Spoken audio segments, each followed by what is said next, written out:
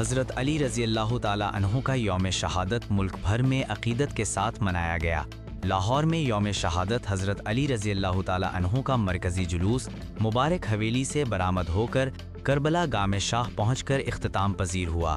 Security کے سخت انتظامات کے تحت 9000 سے زائد اہلکار تعینات کیے گئے، جبکہ جلوس کے روٹ پر کنٹینرز لگا کر ٹریفک بند کر دی گئی ہے اور سیف سٹی کیمروں سے مانیٹرنگ بھی کی گئی۔ کراچی میں مرکزی جلوس نشتر پارک سے مجلس عزا کے بعد برآمد ہوا، جو حسینیہ ایرانیہ امام بارگاہ خارا در پر اختتام پذیر ہوا۔ شہر قائد میں بھی سیکیورٹی کے پیش نظر صدر کے علاقے میں کنٹینرز لگا کر راستے بند کر دیے گئے۔